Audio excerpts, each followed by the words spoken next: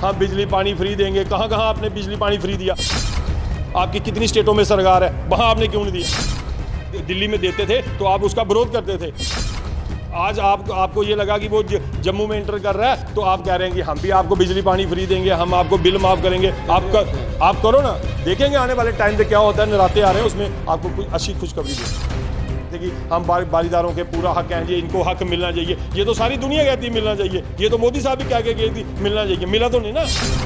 वकील पहले नंदा साहब रियासी में थे और हम लोगों ने बारीदारों ने वोट डाला और उन्होंने एमएलए बनाया, फिर मिनिस्टर बनाया। एक बार भी असेंबली में उन्होंने कभी बारीदारों का मुद्दा नहीं उठाया। आपने देखा होगा, आप बताएं कहीं असेंबली में। वो कहते हैं कहने में प्रयास किए। देखिए मेरी बात सुनिए, कहने में तो बहुत बड़ा कुछ कहते हैं। वो तो कहते हैं कि हमने हमारे डीसी से आपकी मीटिंग करवा दी, डीसी हमारे को श्राइन बोर्ड से हक दिलवाएगा, गवर्नर से डीसी हक दिलवाएगा। और कटरा के हमारे जितने बारीदार थे, किसी के घरों में रहते थे, कोई जेलों में गए, कई आंदोलन किए, बड़ा लाठीचार्ज। मैं चाहता हूं कि बारीदारों के ऊपर भी वो एक फिल्म बननी चाहिए। जब 86 में जहां गवर्नरी राज था, जब गवर्नर साहब ने वैष्णो देवी में टैग किया और हमारे बारीदारों को वहां से निकाला, उस टाइम मैं आपको बताऊं, आप उसको चेक कीजिए। मैं कोई ऑन रिकॉर्ड आपके सामने ये कह रहा हूं, आप मेरी ये वीडियो लोग भी देख रहे हैं।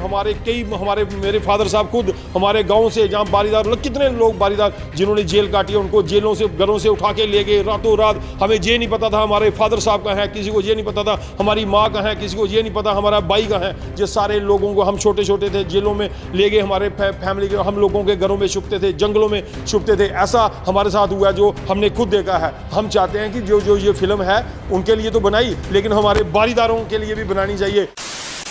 द कश्मीर फाइल्स मूवी आज सब लोग देख रहे हैं और अलग अलग प्रतिक्रियाएं जो हैं इस फिल्म से लोगों की मिल रही हैं। हमारे साथ बातचीत करने के लिए सोनू ठाकुर जी हैं, समाज सेवी भी हैं, उसके साथ साथ में एक और चीज़ ऐड करता चलो, एक बारीदार भी हैं। सोनू ठाकुर जी क्या कुछ कहते हैं इस मूवी के बारे में, वो जानते हैं। सोनू ठाकुर जी, कश्मीर फाइल्स देखी होगी आपने, क्या कहते हो आप इस मूवी, पहले वो बताएं। शुक्रिया राहुल जी, आपने कहा कि जो कश्मीर फाइल एक फ़िल्म बनी है वो हमने देखी है, बड़ी अच्छी फ़िल्म है। वो वहाँ के जो कश्मीर के वहाँ हमारे जो पंडित भाई हैं उनके साथ जो इतना बुरा हादसे हुए हैं वो दिखाया। इसके लिए हमें बड़ा दुख है कि ऐसे जो उन्होंने दिखाया, तो इसके लिए हम उनका शुक्रिया करते हैं कि जिन्होंने ये फ़िल्म बनाई, कि उनका ये जितना भी वहाँ श्रीनगर में 99 से पहले या जब भी ये हुआ, तो इसके लिए हमने देखा कि बहुत गलत हुआ। हम भी छोटे छोटे थे, हमारे को इतना नॉलेज नहीं, लेकिन जब हमने फ़िल्म में देखा तो बहुत बुरा हुआ। लेकिन मेरी एक अपील है उन लोगों से, खासकर जो इस फिल्म को काफ़ी सारा ज़्यादा प्रमोट कर रहे हैं, हमारे यहाँ जेके जूटी के जो बीजेपी के हमारे स्टेट प्रेसिडेंट हैं बीजेपी के, और जहाँ बीजेपी के जितने भी कार्यकर्ता हैं, वो इस चीज़ को प्रमोट कर रहे हैं कि वो फिल्म देखिए। मैं कहता हूँ कि बहुत अच्छी बात है, उन्होंने बोलना चाहिए, फिल्म को देखें। तो मैं उनसे हाथ जोड़ के ये विनती करना चाहता हूँ।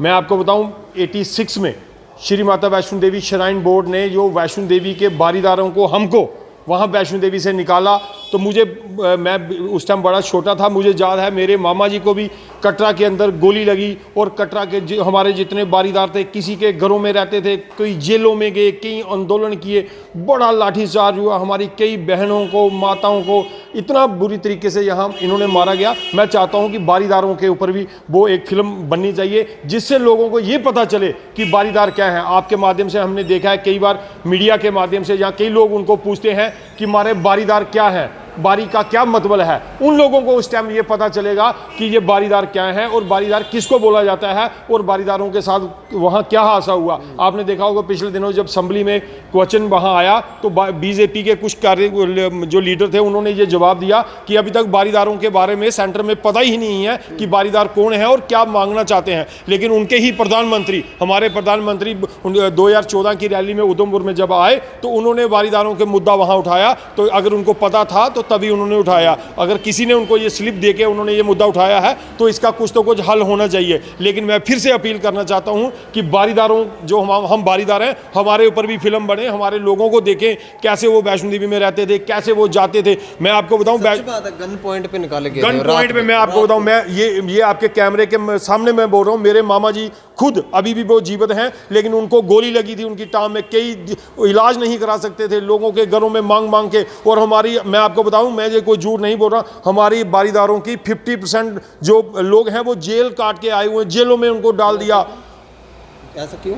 ऐसा क्यों? जब 86 में जहाँ गवर्नरी राज था, जब गवर्नर साहब ने वैष्णो देवी में टैग किया और हमारे बारीदारों को वहाँ से निकाला, उस टाइम मैं आपको बताऊँ, आप उसको चेक कीजिए, मैं कोई ऑन रिकॉर्ड आपके सामने ये कह रहा हूँ, आप मेरी ये वीडियो लोग भी देख रहे हैं, मेरे फादर साहब खुद हमारे गाँव से, जहाँ बारीदार कितने लोग बारीदार जिन्होंने जेल काटी है, उनको जेलों से घरों से उठा के ले गए रातों रात। हमें ये नहीं पता था हमारे फादर साहब कहाँ हैं, किसी को ये नहीं पता था हमारी माँ कहाँ है, किसी को ये नहीं पता हमारा भाई कहाँ है। ये सारे लोगों को हम छोटे छोटे थे जेलों में ले गए, हमारे फैमिली के हम लोगों के घरों में छुपते थे, जंगलों में छुपते थे। ऐसा हमारे साथ हुआ जो हमने खुद देखा है। हम चाहते हैं कि जो ये फिल्म है उनके लिए तो बनाई, लेकिन हमारे बारीदारों के लिए भी बनानी चाहिए। और प्राण कोड में वो मुझे याद है, जब अटल बिहारी वाजपेयी की सरकार थी तो प्राण कोड में इतना बड़ा हादसा हुआ, वहाँ लाल कृष्ण आडवाणी जी खुद यहाँ आए थे। मैं चाहता हूँ कि उसके ऊपर भी फिल्म बननी चाहिए। यहाँ भी हमारे मुसलमान भाई मारे गए, जहाँ भी हमारे हिंदू भाई मारे गए, क्योंकि इनको ये फिल्म भी दिखानी चाहिए कि यहाँ प्राण कोड में क्या हुआ, बारीदारों के साथ क्या हुआ, और जो गुजरात में हुआ वो भी दिखाना चाहिए। फिर हम मानेंगे कि ये जो लोग ये कर रहे हैं तो अच्छा कर रहे हैं। तो मैं फिर से ये अपील करना चाहता हूँ कि बारीदारों के ऊपर भी ये फिल्म जो बननी चाहिए।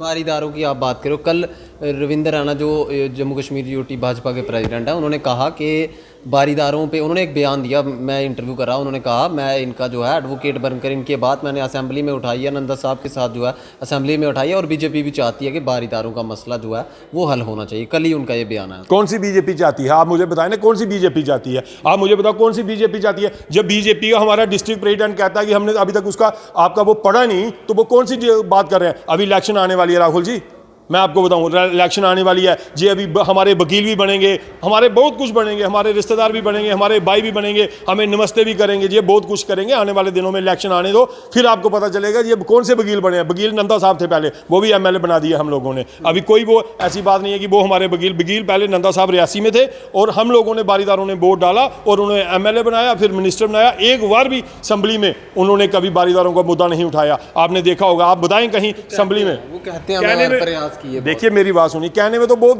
बड़ा कुछ कहते हैं। वो तो कहते हैं कि हमने हमारे डीसी से आपकी मीटिंग करवा दी, डीसी हमारे को श्राइन बोर्ड से हक दिलवाएगा, गवर्नर से डीसी हक दिलवाएगा। ये सिर्फ ड्रामेबाजी है। पिछले दिनों आपने देखा होगा रियासी में जो डिप्टी कमिश्नर ने बारीदारों को बुलाया, वो भी एक ड्रामा था। अगर वो ड्रामा नहीं था, जो ये कहते हैं कि उधमपुर में जो मीटिंग हुई उसके दिखाएं, एक कोई लेटर दिखाएं जो पार्लियामेंट से निकला हुआ, डीसी साहब को कोई आर्डर है कि बारीदारों को बुलाओ। वो सिर्फ अभी एक पीएमओ हाउस से अगर जितेंद्र सिंह जी अगर एक डीसी को फोन करेंगे कि बारीदारों को बुलाओ, कितनी बार बारीदारों को बुला दिया, उसके बाद क्या हुआ? ये सिर्फ ड्रामेबाजी है। वो अभी जो आपने कल इंटरव्यू देखा किया, मैं भी सुन रहा था, वो कह रहे थे कि हम बारीदारों के पूरा हक हैं जी, इनको हक मिलना चाहिए। ये तो सारी दुनिया कहती है मिलना चाहिए, ये तो मोदी साहब भी कह के गए थी मिलना चाहिए, मिला तो नहीं ना।